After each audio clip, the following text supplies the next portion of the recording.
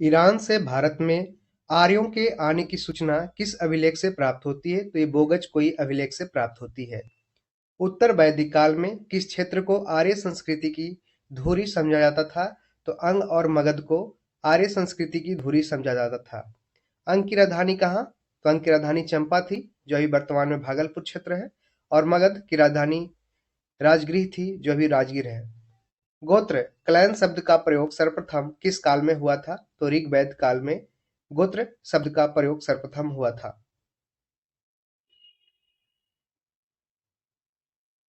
ऋग्वेद संहिता में दूसरे से सातवें मंडल तक सर्वाधिक प्राचीन माने जाते हैं। इन्हें गोत्र मंडल या क्लैन डिवीजन के नाम से भी जाना जाता है। किसको? तो ऋग संहिता में दूसरे से सातवें मंडल तक टोटल 10 मंडल है। ऋग्वेद काल में जनता का विश्वास किसमें था? तो बलि और कर्मकांड में जनता का विश्वास था, ऐसा ऋग्वेद काल में था।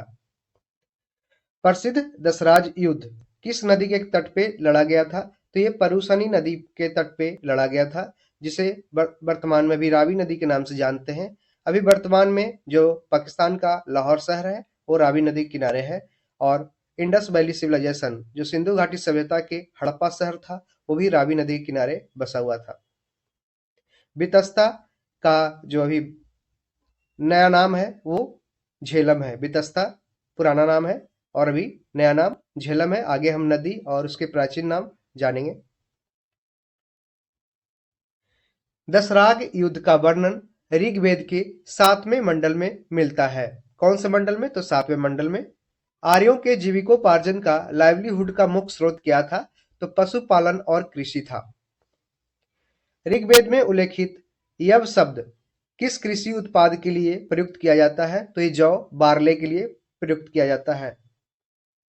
वैदिक युग में प्रचलित लोकप्रिय शासन प्रणाली का क्या नाम था? तो वंशानुगत राजतंत्र प्रणाली था। वैदिक युग में प्रचलित लोकप्रिय शासन प्रणाली वंशानुगत राजतंत्र प्रणाली था। आयुर्वेद अर्थात जीवन का विज्ञान का उल्लेख सर्वप्रथम किस वेद में मिलता है? तो ये अथर्ववेद में मिलता है। अथर्ववेद में सभा और समिति को प्रजापति की 2 पुत्रियां कहा गया है। अथर्ववेद में सभा और समिति को प्रजापति की 2 पुत्रियां कहा गया है। गायत्री मंत्र का उल्लेख किस ग्रंथ में मिलता है? तो ऋग्वेद के 3 मंडल में गायत्री मंत्र का उल्लेख मिलता है, और इसको विश्वामित्र ने लिखा है गायत्री मंत्र। ऋग्वेद में किसको युद्ध का देवता समझा जाता है? तो इंद्र को ऋग्वेद में युद्ध का देवता समझा जाता है। पूर्व वैदिक आर्यों का सर्वाधिक लोकप्रिय देवता इंद्र था। गायत्री मंत्र की रचना विश्वामित्र ने किया था। श्रीमद् भागवत गीता मूल रूप से किस भाषा में लिखी गई थी? तो ये संस्कृत भाषा में श्रीमद् भागवत गीता लिखी गई है। सत्यमेव जयते शब्द किस ग्रंथ से लिया गया है? तो ये मुंडको उपनिषद से सत्यमेव जयते लिया गया है। ऋग्वेद में सरस्वती नदी को सर्वाधिक पवित्र बताया गया है, और इसे नदी तमा व नदियों की माता की संज्ञा दी गई है। किसको? तो सरस्वती को। तो पूछ सकता है क्वेश्चन कि ऋग्वेद में सरस्वती नदी को सर्वाधिक पवित्र बताया गया है, जिसे नदी तमा व नदियों की माता कहा जाता है। वर्तमान में यह सूख गई है, और ये घग्गर नदी जो हरियाणा राजस्थान क्षेत्र में बहती है वो इसका रूप ले ली है। अब जानेंगे हम ऋग्वैदिक नदियां, उसके प्राचीन नाम और उसके आधुनिक नाम से जानते हैं। जैसे बीतस्ता को अभी वर्तमान में झेलम नदी से जानते हैं, और ये श्रीनगर झेलम नदी के किनारे बसा हुआ है। बिपाशा को ब्यास नदी से, द्वशदती या द्विशदती ये घग्गर नदी से जानते हैं, और ये चौतांग नदी भी से बोलते हैं। क्रुभु को कुर्रम नदी से, ये कुर्रम इसका आधुनिक नाम है क्रुभु का, और कुंभा ये काबुल इसका आधुनिक नाम है कुंभा का। अभी अफगानिस्तान में ये काबुल नदी बहती है। सदानीरा पूछा गया क्वेश्चन बीपीएससी के द्वारा। ये गंडक को सदानीरा पहले बोलते थे। अस्किनी को अब चिनाब बोलते हैं। सतुद्री, सतलज, गोमल को गोमती बोलते हैं। लखनऊ गोमती नदी किनारे बसा हुआ है। सिंधु इसे सिंध नदी किनारे, सिंधु को सिंध हम जानते हैं। सरस्वती को घग्घर, सरस्वती को घग्घर, सरस्वती को नदीतमा या नदियों का माता के रूप में जाना जाता था। सुषोमा को सोहन नदी, सुवास्तु को स्वात नदी, स्वास्तु को स्वात नदी के नाम से जाना जाता है। ऋग्वेद की मूल लिपि क्या थी? तो यह ब्राह्मी लिपि थी। ऋग्वेद की मूल लिपि क्या थी? ब्राह्मी लिपि, जो बाएं से दाएं की ओर लिखा जाता था, जैसे अभी हम लोग लिखते हैं। और खरोष्ठी लिपि दाएं से बाएं लिखा जाता था, जो ये अफगानिस्तान पाकिस्तान क्षेत्र में था। जीविकोपार्जन हेतु वेद वेदांग पढ़ाने वाला अध्यापक क्या कहलाता था? तो ये उपाध्याय कहलाता था। तो जीविकोपार्जन हेतु वेद वेदांग पढ़ाने वाला अध्यापक उपाध्याय कहलाता था। राजा की उत्पत्ति का सिद्धांत किस ब्राह्मण ग्रंथ में मिलता है? तो ऐतरेय ब्राह्मण में राजा की उत्पत्ति का सिद्धांत मिलता है। शुल्ब सूत्र किस विषय से संबंधित पुस्तक है? तो ज्योमेट्री यानी कि ज्यामिति से संबंधित है। अस्तो मां सदगम्य वाक्यांश कहां से लिया गया है? तो बृहत अरण्यक उपनिषद से अस्तो मां सदगम्य लिया गया है, जबकि मुंडको उपनिषद से सत्यमेव जयते लिया गया है। चरक संहिता नामक पुस्तक चिकित्सा विषय से संबंधित है। याज्ञवल्क्य के गार्गी संवाद का उल्लेख कहां मिलता है? तो बृहत अरण्य उपनिषद में याज्ञवल्क्य गार्गी संवाद का उल्लेख मिलता है। वैदिक काल में लंबे समय तक अविवाहित रहने वाली कन्या को अमाजु कहा जाता था। वैदिक काल में लंबे समय तक अविवाहित रहने वाली कन्या को अमाजु कहा जाता था। वैदिक काल में द्विज श्रेणी में कौन कौन शामिल थे? तो ब्राह्मण, क्षत्रिय एवं वैश्य। इसमें शूद्र शामिल नहीं थे द्विज श्रेणी में। अब हम जानते हैं जैन धर्म के बारे में। जैन धर्म के संस्थापक थे ऋषभदेव, जिन्हें आदिनाथ भी जाना जाता है। तीर्थंकर शब्द किससे संबंधित है? तो ये जैन धर्म से तीर्थंकर शब्द संबंधित है। और टोटल जैन धर्म में 24 तीर्थंकर हुए, जिसमें पहला थे ऋषभदेव और 24वां थे कौन? महावीर। अनेकांतवाद किस धर्म मूल सिद्धांत एवं दर्शन है? तो ये जैन धर्म का अनेकांतवाद मूल सिद्धांत एवं दर्शन है। जैन धर्म में कर्म परमाणुओं के पूर्ण विनाश को सूचित करने वाली अवस्था को क्या कहा जाता है? तो इसको निर्जरा कहा जाता था, निर्जरा। जैन धर्म में कर्म परमाणुओं के पूर्ण विनाश को सूचित करने वाली अवस्था को निर्जरा कहा जाता है।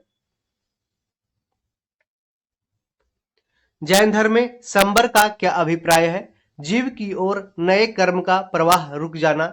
जैन धर्म में संबर का अभिप्राय है कि जीव की ओर नए कर्म का प्रवाह रुक जाना। गंगवंश के राजा राजमल चतुर्थ के मंत्री एवं सेनापति चामुंड राय ने 974 ईस्वी में श्रवणबेलगोला के पास, कर्नाटक के श्रवणबेलगोला के पास एक जीन मूर्ति का निर्माण करवाया था, जो बाहुबली गोमतेश्वर की मूर्ति कहलाती है। यहाँ पर 12 वर्ष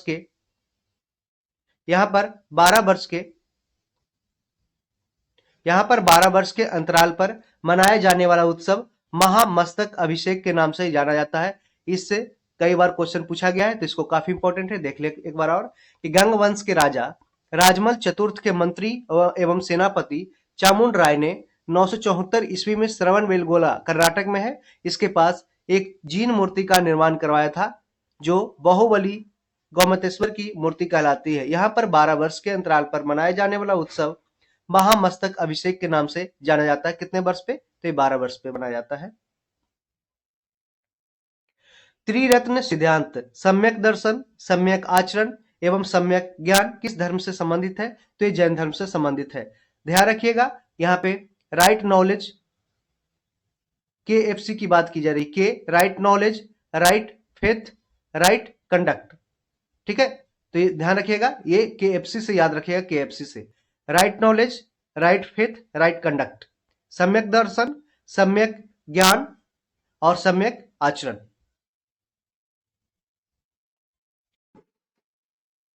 आजीवक संप्रदाय के संस्थापक कौन थे? तो ये मखाली घोषाल थे, मखाली घोषाल। अनुव्रत सिद्धांत किस धर्म से संबंधित है? तो ये जैन धर्म से अनुव्रत सिद्धांत संबंधित है। यापनीय किसका संप्रदाय था? तो ये जैन धर्म का यापनीय संप्रदाय था। प्रारंभिक जैन साहित्य किस भाषा में लिखे गए थे? तो अर्धमगधी भाषा में प्रारंभिक जैन साहित्य लिखे गए हैं। क्वेश्चन पूछा गया डायरेक्ट बीपीएससी के द्वारा पीटी में। पार्श्वनाथ से संबंध होने के कारण कौन सा स्थल जैन सिद्ध क्षेत्र माना जाता है? तो ये समेत शिखर। समेत शिखर पार्श्वनाथ से संबंध होने के कारण जैन सिद्ध क्षेत्र माना जाता है। जैन संप्रदाय में प्रथम विभाजन के बाद निर्मित श्वेतांबर संप्रदाय के संस्थापक कौन थे? तो ये स्थूलभद्र थे। जैन संप्रदाय में प्रथम विभाजन के बाद जो श्वेतांबर संप्रदाय बना था उसके संस्थापक थे स्थूलभद्र, और जो दिगंबर बने थे वो भद्रबाहु बने थे। किस जैन संगीति में अंतिम रूप से श्वेतांबर आगम का संपादन हुआ था? तो प्रथम जैन संगीति जो पाटलिपुत्र में हुआ था, इस जैन समिति में, ये समिति है, इस जैन समिति में अंतिम रूप से श्वेतांबर आगम का संपादन हुआ था। स्यादवाद सिद्धांत और अनेकांतवाद सिद्धांत किससे संबंधित है? तो दोनों ये जैन धर्म से संबंधित है, स्यादवाद और अनेकांतवाद। अब जानेंगे कि जैन समितियां कौन कौन थी, कौन सम्मेलन हुआ था। देखिए ये प्रथम समिति, यहां पे समिति है, तो ये 300 ईस्वी में प्रथम समिति हुई थी। कहां पे? ये पाटलिपुत्र बिहार में, और इसके अध्यक्ष थे स्थूलभद्र। कौन थे अध्यक्ष? स्थूलभद्र। और द्वितीय संगीति जो संगति हुआ था ये 512 ईस्वी में हुआ था। देखिए ये एडी में है, एडी की बात की जा रही है। 512 एडी में और 300 एडी में दोनों हुआ था। तो द्वितीय समिति 512 ईस्वी, बल्लभी गुजरात में, क्षमा श्रवण उसके अध्यक्ष थे। जैन संप्रदाय में विभाजन के बाद स्थूलभद्र के अनुयायी जो फॉलोअर इसके होते थे वो श्वेतांबर कहलाते थे, जबकि भद्रबाहु के अनुयायी दिगंबर कहलाए। तो भद्रबाहु के अनुयायी क्या कहलाए? दिगंबर कहलाए, जो बिना वस्त्र धारण करते थे, माने वस्त्र कोई भी धारण नहीं करते थे, जबकि श्वेतांबर वे श्वेत वस्त्र धारण करते थे। और चंद्रगुप्त मौर्य जो दिगंबर संप्रदाय को फॉलो किए थे। जैन तीर्थंकरों के क्रम में अंतिम कौन था? तो ये महावीर स्वामी थे। महावीर स्वामी के बारे में जानते हैं। 24वें तीर्थंकर एवं अंतिम तीर्थंकर थे। इनका जन्म 540 ईसा पूर्व में हुआ था। वैशाली के कुंडग्राम के निकट बिहार में इनका जन्म हुआ था। पिता इनके थे सिद्धार्थ, बज्जी संघ के कुंडग्राम के ज्ञात्रिक क्षत्रिय कुल के प्रधान थे। इनके पिता सिद्धार्थ थे, बज्जी संघ के कुंडग्राम के ज्ञात्रिक क्षत्रिय कुल के प्रधान थे, और इनकी माता का नाम त्रिशला था। ये लिच्छवी शासक चेटक की बहन थी। लिच्छवी शासक चेटक की बहन थी इनकी माता त्रिशला। बचपन का नाम इनका वर्धमान महावीर था। पत्नी यशोदा थी। कुंडीय गोत्र के राजा समरवती की कन्या थी पत्नी यशोदा। पुत्री थी प्रियदर्शना, जिसे अनोजा के नाम से भी जाना जाता है, अनोजा। प्रमुख उपाधि इन्हें मिला है कैवलिन। कैवलिन कैवल्य बोलते थे जैन धर्म में कि सर्वोच्च ज्ञान प्राप्त व्यक्ति को कैवल्य बोला जाता था। जीन, जिन्हें विजेता के नाम से जाना जाता था, जीन। निर्ग्रंथ, जो बंधन रहित हो। अहर्त मतलब कि पूज्य, अहर्त मतलब पूज्य। निर्वाण प्राप्ति, इन्हें निर्वाण की प्राप्ति कब हुई थी? तो ये पावापुरी राजगीर में हुआ था। बिहार में 32 वर्ष की आयु में 468 ईसा पूर्व में सस्ती पाल के यहाँ मल गणराज के प्रधान का शासित क्षेत्र था। यहीं पे इनका निर्वाण की प्राप्ति हुआ था। तो महावीर की निर्वाण की प्राप्ति कहाँ हुआ था? पूछा जाता है क्वेश्चन कई बार कि इन्हें पावापुरी राजगीर में बिहार में 72 वर्ष की आयु में 468 ईसा पूर्व में सस्ती पाल के यहाँ मल गणराज के प्रधान का शासित क्षेत्र था, वहीं पे इनका निर्वाण की प्राप्ति हुई थी। उत्तर प्रदेश में स्थित कौन सा स्थान बौद्ध एवं जैन धर्मों का दोनों की प्रसिद्ध तीर्थ स्थल है? तो ये कौशाम्बी है, कौशाम्बी। 16 महाजनपदों का उल्लेख किन जैन रचना में मिलता है? तो ये भगवती सूत्र में मिलता है। 16 महाजनपदों का उल्लेख किन जैन रचनाओं में मिलता है? तो भगवती सूत्र में। और यही बुद्ध रचना रहेगा, माने बुद्ध धर्म का, तो इसमें अंगुत्तर निकाय में 16 महाजनपदों का उल्लेख मिलता है। तो भगवती सूत्र और अंगुत्तर निकाय जो बौद्ध धर्म का है उसमें 16 महाजनपदों का उल्लेख मिलता है।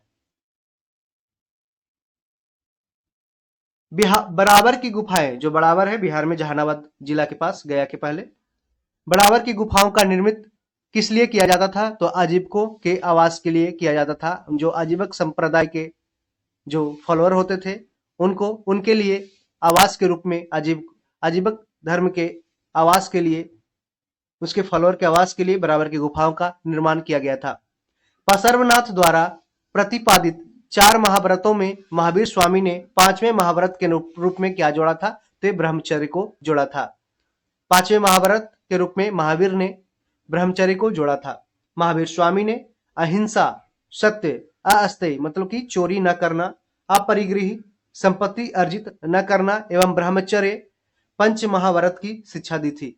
महावीर स्वामी ने अहिंसा, सत्य, अस्तेय, चोरी न करना, अपरिग्रही माने संपत्ति अर्जित न करना एवं ब्रह्मचर्य 5 महाव्रत की शिक्षा दी थी।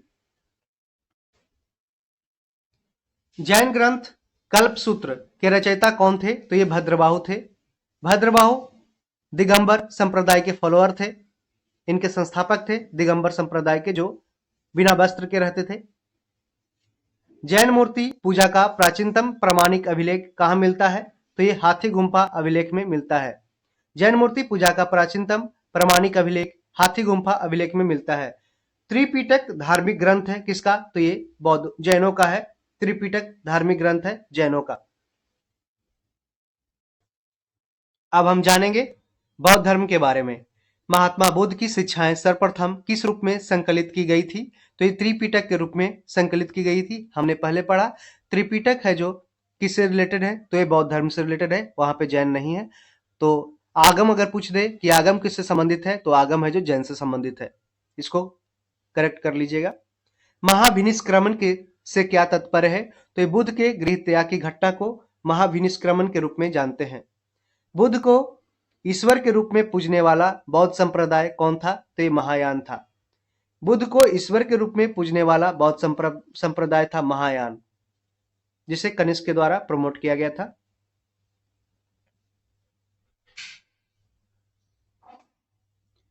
किस बौद्ध संगीति में बौद्ध संघ अस्थाविरवादी तथा महासंघिक जैसे 2 भागों में विभाजित हुआ था? तो द्वितीय संगीति में हुआ था।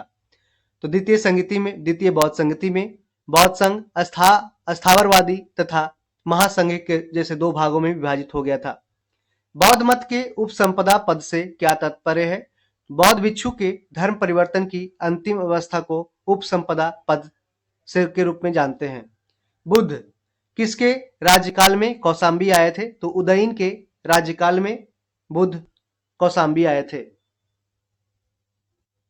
बौद्ध धर्म में शून्यवाद तथा विज्ञानवाद जैसी दार्शनिक पद्धतियों का उदय हुआ था।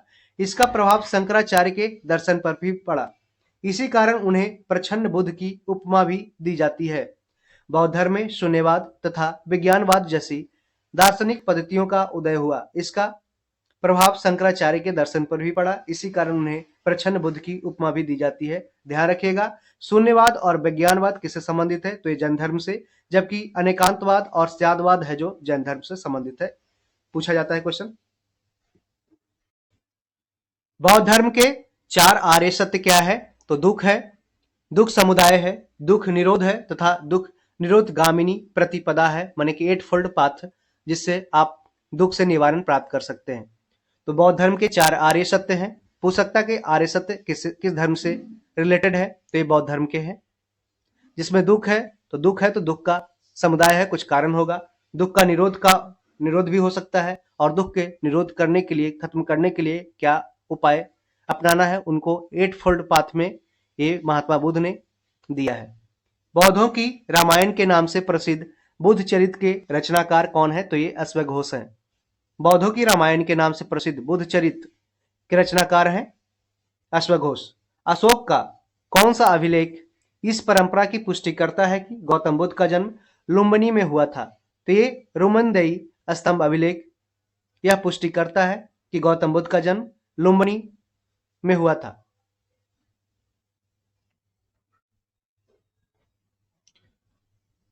बौद्ध धर्म के महायान और हीनयान संप्रदायों में सर्वाधिक मौलिक अंतर कौन सा है? तो देवी देवताओं की पूजा। बौद्ध धर्म में महायान और हीनयान संप्रदायों में सर्वाधिक मौलिक अंतर है कि देवी देवताओं की पूजा। बुद्ध की सर्वाधिक मूर्तियों का निर्माण गांधार शैली में हुआ है। बुद्ध की प्रथम प्रतिमा मथुरा कला शैली के अंतर्गत बनाई गई थी। तो ध्यान रखिएगा, महायान वाले क्या करते थे, तो ये देवी देवताओं की पूजा करते थे, लेकिन हीनयान का है वो भगवान के ईश्वरीय रूप को, मतलब कि जो एक बुद्ध को भगवान एक इंसान के रूप में, मतलब कि होता है ना, गॉड के रूप में मानते थे। और ये सब देवी देवता के रूप में एक मूर्ति पूजा करते थे, मूर्ति बना करके उनकी पूजा करते थे। जबकि एक हीनयान है जो उनकी आदर्शों को, उनकी बातों को, उनके विचारों को है, जो प्रिंसिपल्स को मानते थे। बुद्ध की सर्वाधिक मूर्तियों का निर्माण कहाँ हुआ था, तो गांधार शैली में हुआ है। और बुद्ध की प्रथम जो प्रतिमा है वो मथुरा कला शैली के अंतर्गत बनाई गई थी। भारतीय कला में बुद्ध के जीवन की किस घटना का चित्रण मृग सहित चक्र द्वारा दिखाया गया है, तो ये प्रथम उपदेश को, बुद्ध के जीवन की प्रथम उपदेश का चित्रण मृग सहित चक्र द्वारा दिखाया गया है। बोध गया के महाबोधि मंदिर का संबंध गौतम बुद्ध के जीवन की किस महत्वपूर्ण घटना से है, तो ये गौतम बुद्ध को ज्ञान प्राप्ति से संबंधित है महाबोधि मंदिर का संबंध। बुद्ध के उपदेश किससे संबंधित है, तो ये आचरण की शुद्धता एवं पवित्रता से संबंधित है। बुद्ध के उपदेश जिसे हीनयान वाले मानते थे, और महायान वाले इनके उपदेशों को एक बुद्ध को मूर्ति पूजा के रूप में देने लगे। बुद्ध के जीवन काल में ही कौन संघ प्रमुख बनना चाहता था, तो ये देवदत्त। बुद्ध के जीवन काल में संघ प्रमुख बनना चाहता था देवदत्त, उनका चचेरा भाई देवदत्त। सम्राट अशोक ने अपने पुत्र महेंद्र और पुत्री संघमित्रा को बौद्ध धर्म के प्रचार प्रसार के लिए श्रीलंका भेजा था, ये आपने कई बार पढ़ा होगा। इस वीडियो में कंप्लीट रूप से एक भी पॉइंट नहीं छोड़ा जा रहा है। आप वीडियो को पूरी तरीके से देखें। आपके आने वाले जितने सारे एग्जाम वनडे होंगे वो उसके लिए काफी इंपॉर्टेंट ये पीडीएफ होने वाली है, ये बुक होने वाली है। ये महेश्वर मंडवाल के द्वारा लिखित पुस्तक है। बौद्ध धर्म के वास्तविक संस्थापक कौन थे, तो ये महात्मा बुद्ध थे। इनका जन्म 563 ईसा पूर्व में हुआ था और जन्म स्थल इनका है लुम्बिनी वन। एक कपिल वस्तु वर्तमान में अभी रुमेनदेई नेपाल में आता है। और इनके पिता थे सुधोधन, ये शाक्यों के राजा कपिल वस्तु के शासक थे। माता का नाम महामाया देवी, ये कोलीय गणराज की से बिलोंग करती थी महामाया देवी। बचपन का नाम सिद्धार्थ था और गोत्र गौतम था। पालन पोषण, इनकी माता का देहांत होने के बाद इनकी जो मौसी थी प्रजापति गौतमी, इन्हीं के द्वारा इनका पालन पोषण किया गया था। और इनकी पत्नी का नाम यशोधरा था, ये कोलीय गणराज की राजकुमारी थी यशोधरा। पुत्र का नाम राहुल और सारथी जो इनको घर से बाहर छोड़ने गया था, इनका नाम चन्ना था। और जो जिस घोड़ा से गए थे उस घोड़ा का नाम कंथक था।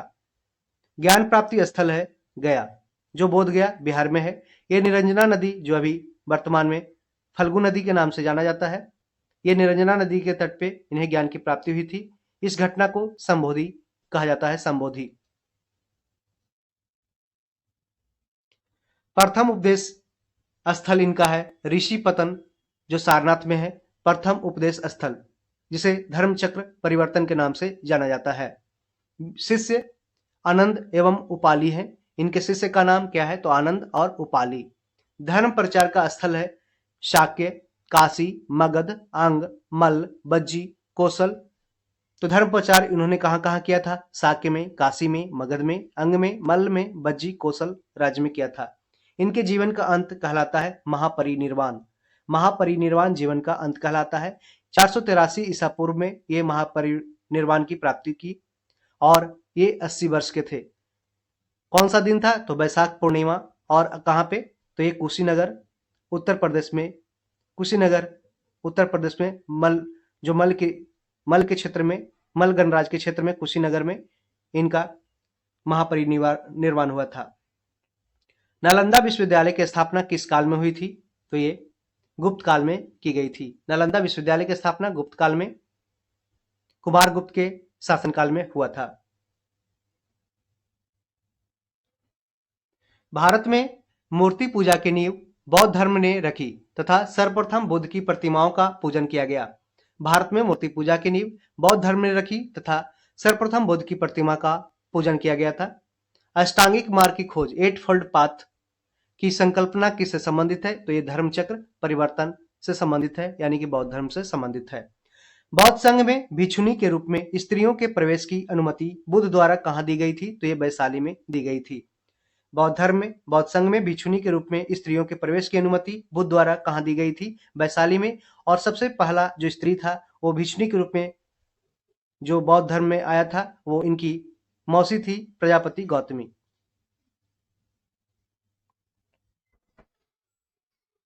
इच्छा सब कष्टों का कारण है, इसका प्रचार करने वाला धर्म कौन सा है? तो ये बौद्ध धर्म है। आपको पता है कि बौद्ध धर्म के प्रचार प्रसार के लिए अशोक ने अपनी पुत्री संघमित्रा और पुत्र महेंद्र को श्रीलंका भेजा था। अब जानते हैं बौद्ध संगतियां के बारे में। ये देखिए टोटल ये 4 हुए थे और ये कोड से आप याद कीजिएगा। पहला 483 ईसा पूर्व में, दूसरा इसके ठीक 100 साल बाद यहाँ पे बीसी में है, देखिए, और यहाँ से एडी स्टार्ट होता है। तो बीसी मतलब होता है ईसा मसीह के जन्म के पहले, और एडी मतलब ईसा मसीह के जन्म के बाद, माने कि 0 एडी। इधर अभी हम लोग 2023 में है तो एडी में हुआ। और इसके पहले जैसे कि सिंधु घाटी सभ्यता था वो 2500 बीसी में था। ठीक है, तो इसको क्लेरिफाई कर लीजिए। तो 483 ईसा पूर्व यानी कि बीसी में प्रथम बौद्ध संगति हुआ था। कहाँ पे? ये राजगीर नामक स्थान पे, राजगीर जो अभी वर्तमान में राजगीर है, राजगीर में हुआ था। इसके अध्यक्ष थे महाकश्यप और इसके शासन उस समय के शासक थे अजातशत्रु। द्वितीय हुआ था 383 ईसा पूर्व, 100 साल बाद, और ये वैशाली जो अभी वैशाली हाजीपुर है वहां पे हुआ था। अध्यक्ष इसके थे सावाकमी और शासक थे कालाशोक। तृतीय था 250 ईसा पूर्व में हुआ था पाटलिपुत्र में, मोगलीपुत्र 30 इसके अध्यक्ष थे और अशोक के शासनकाल में हुआ था। 98 एडी में चौथा बौद्ध संगति हुआ था। कहाँ पे? कश्मीर के कुंडलवन में हुआ था और इसके अध्यक्ष थे वसुमित्र और शासक थे कनिष्क। तो ध्यान रखिएगा, ऐसे आपको याद करने में दिक्कत हो रही होगी तो इसको क्या कीजिएगा, इसको याद रखिएगा आर भी और इसको एके, ठीक है, एके। यहाँ पे ज्यादा छोटा है तो यहाँ पे अशोक छोटा है तो एके स्मॉल कर दीजिएगा। ठीक है, अजातशत्रु, कालाशोक, अशोक, कनिष्क, इस तरीके से आपको याद रहेगा। महाकश्यप, यहाँ पे देखिए एम एस, यहाँ पे 30 है तो तीसरा तो आपको याद रहेगा। आई वसुमित्र है जो एमएस टीवी याद रखिएगा, वसुमित्र एमएस टीवी। ठीक है, एमएस टीवी इस तरीके से याद रखिएगा तो याद हो जाएगा।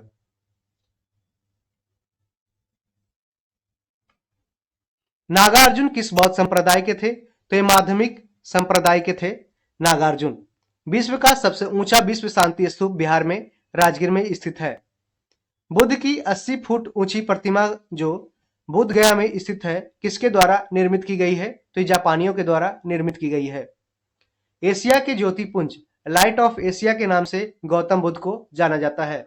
शून्यता के सिद्धांत का सर्वप्रथम प्रतिपादन नागा अर्जुन ने किया था, ये एक बौद्ध दार्शनिक थे। नव नालंदा महाविहार किसके लिए विख्यात है? तो ये पाली अनुसंधान संस्थान के लिए नव नालंदा महाविहार फेमस है। बौद्ध तथा जैन दोनों ही धर्म किस मत में विश्वास रखते हैं? तो ये कर्म तथा पुनर्जन्म के सिद्धांत में, यानी कि कर्म और रीबर्थ के सिद्धांत में बौद्ध और जैन दोनों ही विश्वास रखते हैं। ऐसे क्वेश्चन पूछे जाते हैं। गौतम बुद्ध को एक देवता का स्थान किस राजा के शासनकाल में प्राप्त हुआ था? तो ये कनिष्क के समय गौतम बुद्ध को एक देवता का स्थान मिला था। बुद्ध की खड़ी प्रतिमा किस काल में बनाई गई थी? तो ये कुषाण काल में बनाई गई थी, कनिष्क के समय।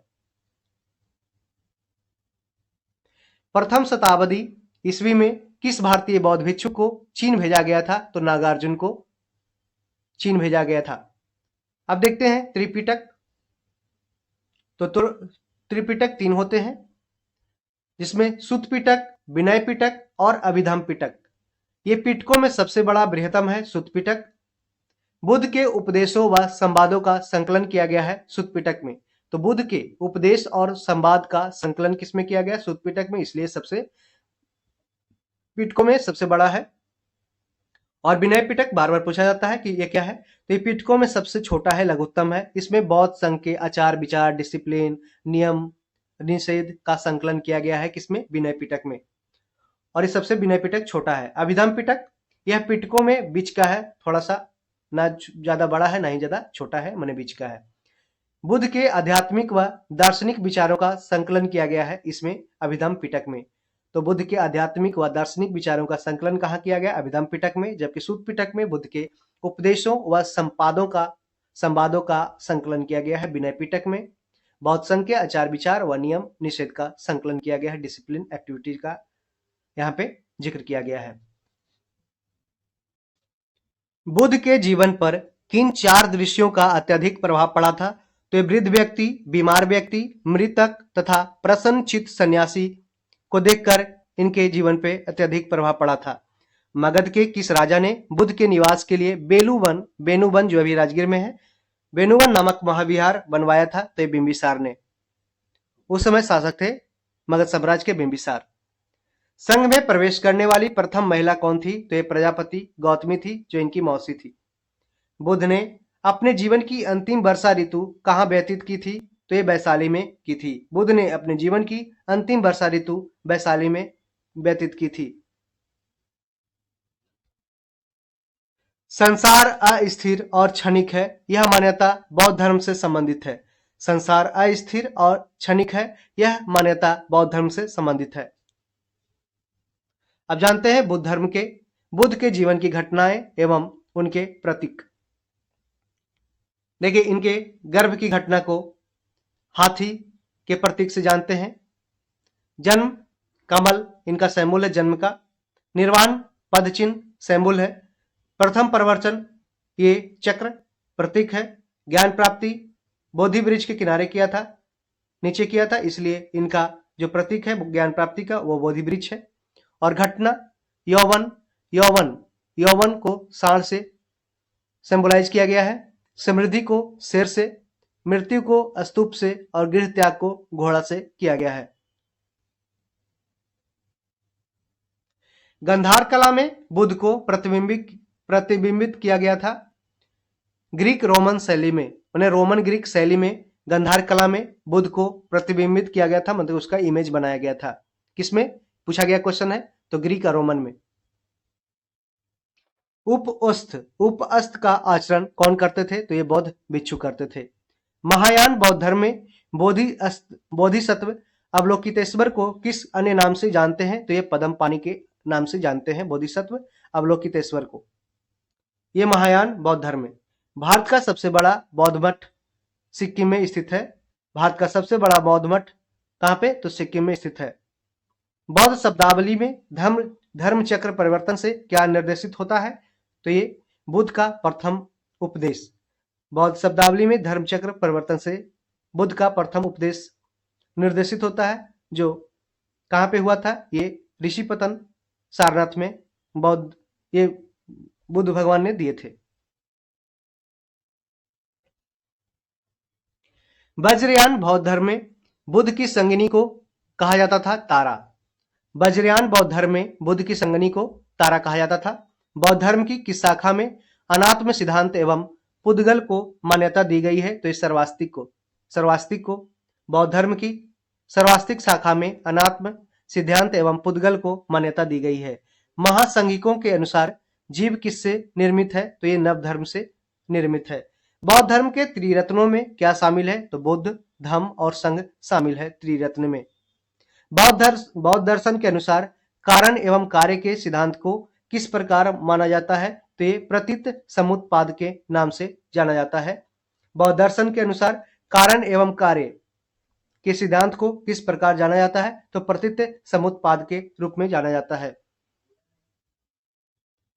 प्रतीत समुत्पाद का अर्थ क्या है कि संसार की सभी वस्तुएं किसी न किसी कारण से उत्पन्न हुई है, इस प्रकार वे इस पर निर्भर हैं। तो पूछा भी जाता है कि प्रतीत समुत्पाद किससे संबंधित है, किस धर्म से संबंधित है, तो ये बौद्ध धर्म से संबंधित है। कई बार पूछा गया है संसार की सभी वस्तुएं किसी न किसी कारण से, कॉज एंड इफेक्ट, यहाँ पे कॉज एंड इफेक्ट थ्योरी काम करती है, ठीक है, जैसे कि एक्शन एंड रिएक्शन, ठीक है, न्यूटन्स थर्ड लॉ। प्रतित्व समुत्पाद का अर्थ है संसार की सभी वस्तुएं किसी न किसी कारण से उत्पन्न हुई है, इस प्रकार वे इस पर निर्भर हैं। देखिए यहाँ पे वन लाइनर दिया है, बौद्ध धर्म की महायान शाखा औपचारिक रूप से कनिष्क के शासनकाल में प्रारंभ की गई थी। तो बौद्ध धर्म की महायान शाखा औपचारिक रूप से कनिष्क के शासनकाल में प्रारंभ की गई थी। अब हम जानेंगे शैव एवं भागवत धर्म के बारे में। नयनार कौन थे? नयनार शैव उपासक संत थे। देखिए कैसे याद रखेगा, नयनार और अलवर। अलवर थे जो विष्णु उपासक थे और नयनार शैव उपासक थे। देखिए नयन मतलब शंकर जी के 3 नयन मानते हैं, तो 3 नयन से नयनार बना, नयनार से ये शैव उपासक संत थे नयनार। और अलवर फिर ऑटोमेटिकली आप याद रखिए, अलवर किसको? विष्णु उपासक संत को बोलते थे। मत मयूर से क्या तात्पर्य है? तो प्राचीन भारत में एक शैव संप्रदाय था मत मयूर। मत मयूर एक प्राचीन भारत में एक शैव संप्रदाय था। त्रिमूर्ति तथा अर्धनारीश्वर की पूजा किस काल में प्रारंभ हुई थी? तो ये गुप्त काल में प्रारंभ की गई थी। मेगास्थनीज ने भगवान शिव को कौन सी संज्ञा दी थी? तो डायनोसियस की। डायनोसियस की संज्ञा मेगास्थनीज ने भगवान शिव को दी थी। इंडिका की रचना मेगास्थनीज ने किया था।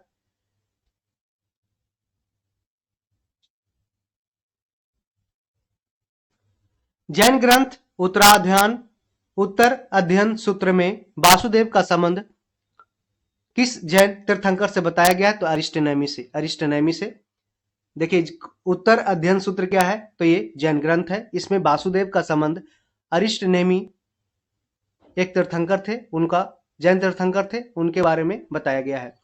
लिंग पूजा का प्रथम स्पष्ट उल्लेख किस पुराण में मिलता है? तो ये मत्स्य पुराण में लिंग पूजा का प्रथम स्पष्ट उल्लेख मिलता है जो शिव भगवान से संबंधित है। अथर्ववेद एवं श्वेताश्वर उपनिषद में शिव का एक नाम महादेव मिलता है। तो अथर्ववेद एवं श्वेताश्वर उपनिषद में शिव का एक नया नाम महादेव मिलता है। शिव की प्राचीनतम मूर्ति 1ली शताब्दी ईस्वी की मद्रास के निकट रेनीगुंटा में सिद्ध गुड्डी मल्लम लिंग के रूप में प्राप्त हुई है। अथर्ववेद एवं श्वेताश्वर उपनिषद में शिव का एक नाम महादेव मिलता है। शिव की प्राचीनतम मूर्ति 1ली शताब्दी ईस्वी की मद्रास के निकट रेनीगुंटा में सिद्ध गुड्डी मल्लम लिंग के रूप में प्राप्त हुई है। अर्धनारीश्वर मूर्ति में आधे शिव तथा आधी पार्वती किसके प्रतीक हैं? तो ये देव और उसके शक्ति के योग का प्रतीक है। दक्षिण भारत में शैव आंदोलन में किसकी प्रमुख भूमिका थी? तो ये नयनार संतों की शैव आंदोलन में दक्षिण भारत में प्रमुख भूमिका थी।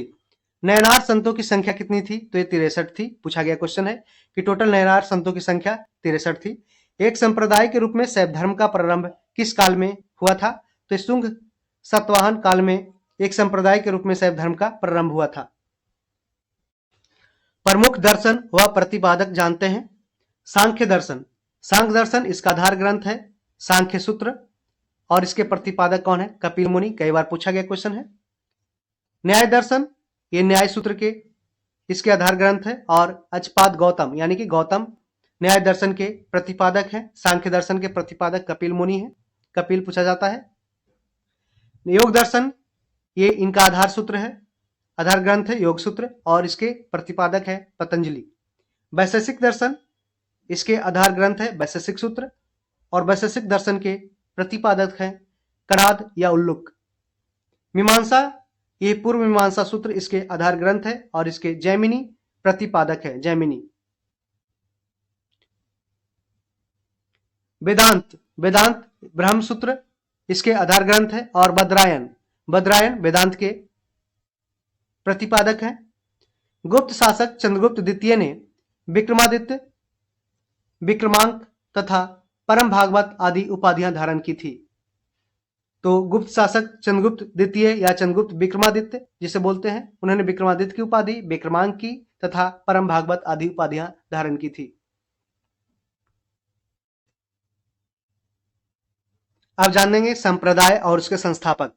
देखिए आजीवक संप्रदाय के संस्थापक थे मखलीपुत्र गोसाल और यही आजीवक संप्रदाय के संस्थापक मखलीपुत्र गोसाल बोलते थे कि कर्ज लेकर घी पियो और लेकिन चैन से जियो। घोर अक्रियावादी पूरन कश्यप इसके संस्थापक थे। पूरन कश्यप, घोर अक्रियावादी इसके पूरन कश्यप थे।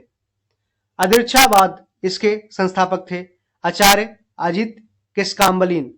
यदृच्छावाद के संस्थापक थे केशकाम्बलिन याद रखिएगा।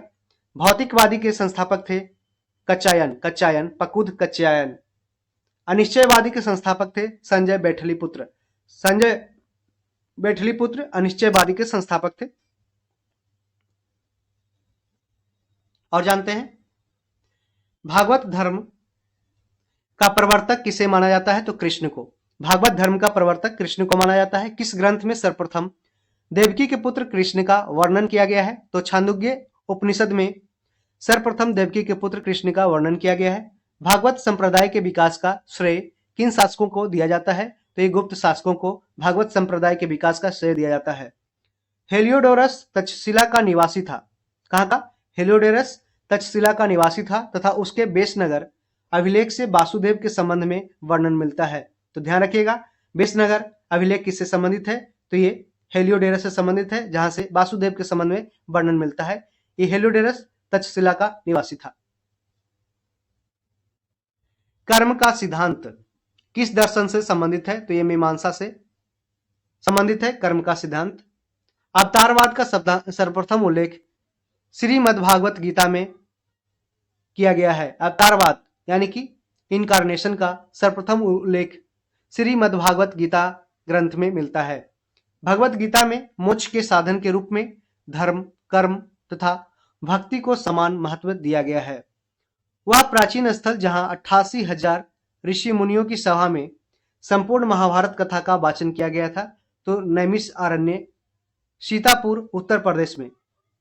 यह नैमिषारण्य सीतापुर जो अभी वर्तमान में उत्तर प्रदेश में है, जहां 88,000 ऋषि मुनियों की सभा में संपूर्ण महाभारत कथा का वाचन किया गया था। भागवत संप्रदायों में भक्ति के रूपों की संख्या कितनी है? तो 9 है। नवधा भक्ति। भागवत संप्रदायों में भक्ति के रूपों की संख्या कितनी है? तो 9 है। नवधा भक्ति के रूप में जानते हैं। मेगास्थनीज ने कृष्ण को किस नाम से उल्लेखित किया है? तो हेराक्लीज के नाम से कृष्ण को उल्लेखित किया है मेगास्थनीज ने। दक्षिण भारत में वैष्णव मत का विस्तार किसने किया था? तो अलवार संतों ने। तो ध्यान रखिएगा, अलवार संत किससे संबंधित है? तो ये वैष्णव मत से संबंधित है, जबकि नयनार शैव भक्त थे। अलवार संतों की संख्या 12 मानी जाती है। कितनी? 12। जबकि नयनार संतों की संख्या 63 मानी जाती है। इन संतों में अंडाल अलवार संतों की संख्या 12 मानी जाती है। अलवार संतों में अंडाल नामक महिला संत का भी उल्लेख है, जिन्हें दक्षिण की मीरा भी कहा जाता है। तो देखिए, आज से अलवार हो गया, आज से अंडाल हो गया, तो कहीं भी पूछे कि अंडाल नामक महिला संत किस मतलब कि किसको मानते थे, तो ये अलवार मतलब कि वैष्णव धर्म को मानते थे। और इन्हें अंडाल को दक्षिण की मीरा भी कहा जाता है। काफी फेमस ये अंडाल नाम है। व्यूहवाद किस धर्म से जुड़ा है? तो ये वैष्णव धर्म से जुड़ा हुआ है व्यूहवाद। अब हम जानेंगे 6ठी सदी ईसा पूर्व की राजनीतिक दशा के बारे में। प्रथम मगध साम्राज्य का उत्कर्ष किस शताब्दी में हुआ था? तो ईसा पूर्व 6ठी शताब्दी में प्रथम मगध साम्राज्य का उत्कर्ष हुआ था। मगध साम्राज्य का वास्तविक संस्थापक था बिंबिसार। लगभग ये 544 से लेकर 549 ईसा पूर्व में राजगद्दी पे बैठा था। गोदावरी नदी के तट पर स्थित महाजनपद का क्या नाम था? तो इसका नाम अस्मक या अस्सक था, जिसे दक्षिण भारत में स्थित एकमात्र यह महाजनपद के रूप में जाना जाता है, अस्मक को। इसकी राजधानी कहां थी? पोटली थी। नंद वंश के बाद मगध पर किस राजवंश ने शासन किया था? तो ये मौर्य वंश ने। नंद वंश के बाद मगध पर किस राजवंश ने शासन किया था? तो मौर्य वंश के। नंद वंश के अंतिम जो शासक था वो घनानंद था, और घनानंद को हराया था चंद्रगुप्त मौर्य ने कौटिल्य की सहायता से, और फिर मगध पे मौर्य साम्राज्य की स्थापना हो गई। पाटलिपुत्र को किस शासक ने सर्वप्रथम अपनी राजधानी बनाया था? तो उदयन। पाटलिपुत्र को सर्वप्रथम उदयन ने अपनी राजधानी बनाई थी। और उदयन कौन था? तो ये अजातशत्रु का बेटा था और बिंबिसार का पोता था। और ध्यान रखिएगा, उदयन ऐसा था जैसे उदयन के पिता जो कौन थे? अजातशत्रु। अजातशत्रु ने अपने बाप बिंबिसार को कैद करके अपनी राजगद्दी हथियाई थी। उस तरीके से उदयन ने भी अजातशत्रु को कैद करके राजगद्दी अपनाया था। तो जैसा पिता ने किया वैसे ही बेटा ने किया। उदयन बासवदत्ता की कहानी किस स्थान विशेष से संबंधित है? तो ये उज्जैन से संबंधित है। उदयन बासवदत्ता की कहानी किस स्थान विशेष से संबंधित है? उज्जैन से। सिकंदर के आक्रमण के समय उत्तर भारत में नंद वंशीय शासक घनानंद का शासन था। कई बार पूछा गया क्वेश्चन है। तो जब सिकंदर आक्रमण किया था उस समय उत्तर भारत में घनानंद का शासन था। इसके बाद घनानंद की मृत्यु करा दिया था चंद्रगुप्त मौर्य ने, हरा करके फिर मौर्य साम्राज्य का स्थापना किया था। गौतम बुद्ध के समय का प्रसिद्ध वैद्य जीवक को किसने अपने दरबार में स्थान प्रदान किया था? तो बिंबिसार ने। तो पूछा भी गया है क्वेश्चन कि जीवक किसके दरबार में थे? तो बिंबिसार के दरबार में थे और गौतम बुद्ध के समय का प्रसिद्ध वैद्य थे जीवक। प्राचीन स्थान श्रावस्ती का नगर विन्यास किस आकृति का था? किस आकृति का है? तो ये अर्धचंद्राकार का है, अर्धचंद्राकार। प्राचीन स्थान श्रावस्ती का नगर विन्यास किस आकृति का है? तो ये अर्धचंद्राकार था। मगध के किस शासक ने राज्य आरोहण के लिए अपने पिता की हत्या की एवं स्वयं भी अपने पुत्र द्वारा मारा गया था? तो ये अजातशत्रु। अजातशत्रु के बेटा था उदयन, जिसका हमने जिक्र किया ऊपर, और अजातशत्रु का बाप कौन था? तो बिंबिसार था। सिकंदर एवं पोरस की सेनाओं के बीच किस नदी के तट पे युद्ध हुआ था? तो ये झेलम नदी के तट पे सिकंदर एवं पोरस की सेनाओं के बीच युद्ध हुआ था। झेलम नदी किनारे अभी श्रीनगर बसा हुआ है। किस शासक को परशुराम का दूसरा अवतार कहा जाता है? तो ये नंद वंश के शासक महापद्मानंद को परशुराम का दूसरा अवतार कहा जाता है। इसलिए वो क्षत्रियों का विनाशक परशुराम भी थे और क्षत्रियों का विनाश भी किया था महापद्मानंद ने। हरेक वंश का अंतिम शासक था कौन? तो नागदशक। और हरेक वंश की स्थापना किसने किया था? तो बिंबिसार ने, जबकि अंतिम शासक था इसका नागदशक। आप जानते हैं 16 महाजनपद एवं उनकी राजधानियां के बारे में। आपको पता होगा कि 16 महाजनपद का जिक्र पूछा जाता है कि किस सूत्र में किया गया, कहां पे किया गया है। तो ये जैन धर्म के भगवती सूत्र में और बौद्ध धर्म के अंगुट्टा निकाय में 16 महाजनपद का जिक्र किया गया है।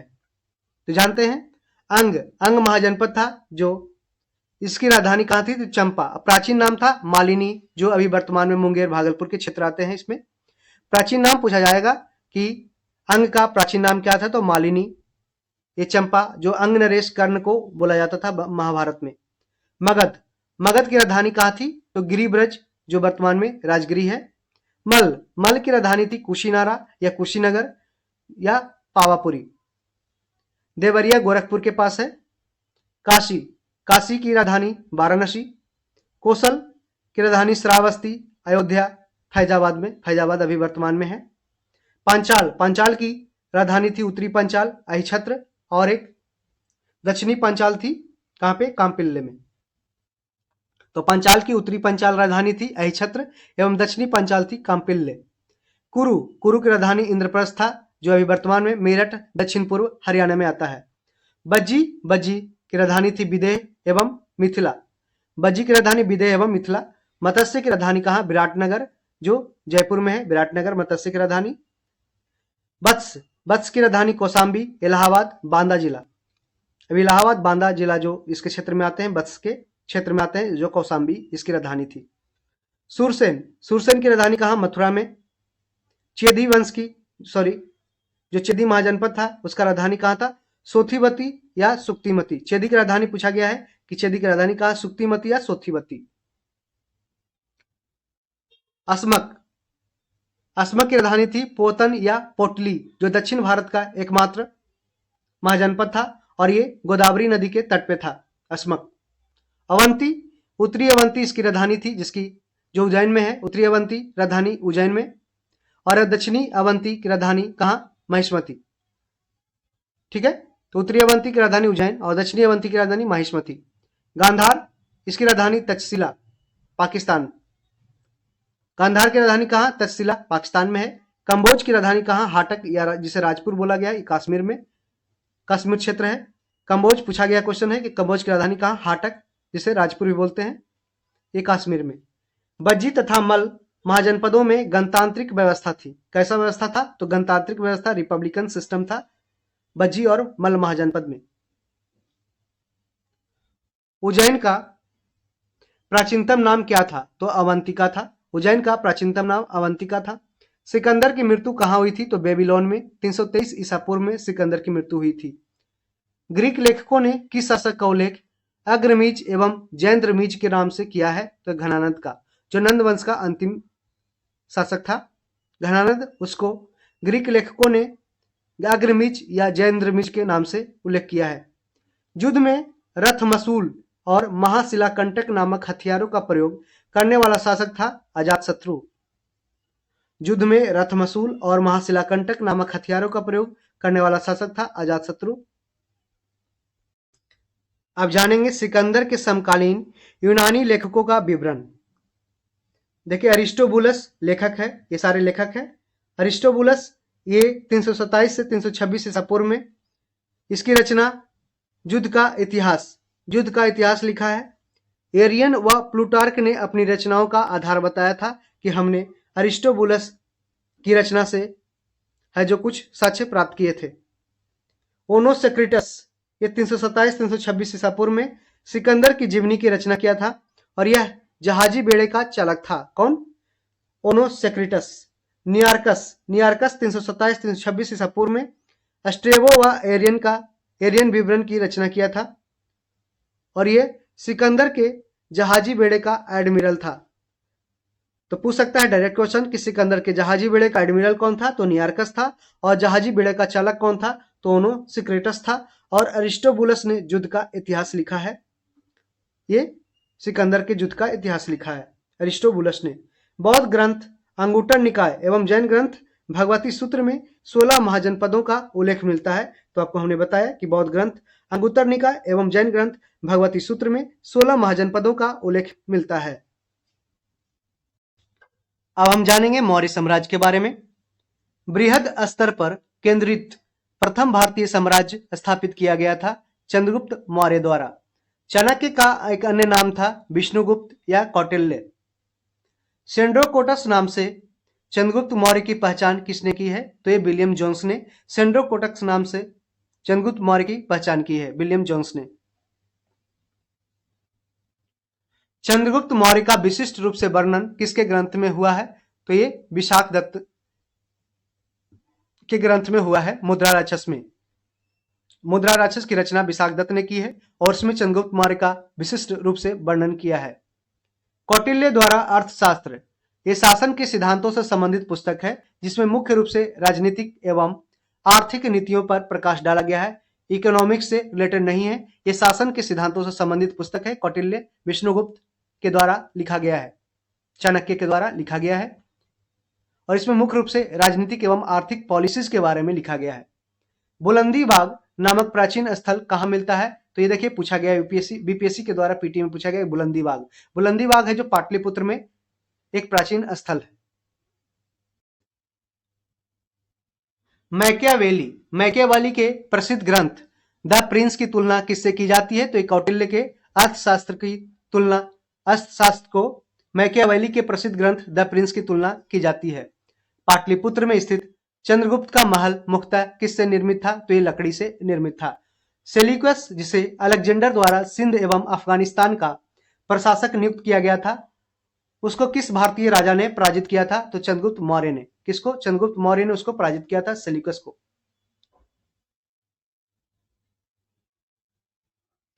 बिंदुसार ने मैत्रीपूर्ण पत्र व्यवहार में सीरिया के शासक एंटियोकस से 3 वस्तुएं, मीठी मदिरा, सूखी अंजीर तथा एक दार्शनिक, एक सोफिस्ट की मांग की थी। दार्शनिक को छोड़ करके अन्य वस्तुओं को एंटियोकस ने बिंदुसार के पास भेज दिया था और दार्शनिक को उन्होंने यह कहकर नहीं भेजा कि हम है जो दार्शनिक का सौदा नहीं करते हैं, फिलोसफर का नॉलेज का सौदा नहीं करते हैं। तुमको अंजीर खाना है, अंजीर खा लो, ठीक है। दारू पीना है, दारू पी लो। कुम्हरार नामक स्थल से किस प्राचीन नगर के अवशेष प्राप्त हुए हैं? तो ये पाटलिपुत्र के प्राचीन नगर से कुम्हरार नामक स्थल आप जानते हैं, पटना में रहते होंगे तो कुम्हरार जानते होंगे।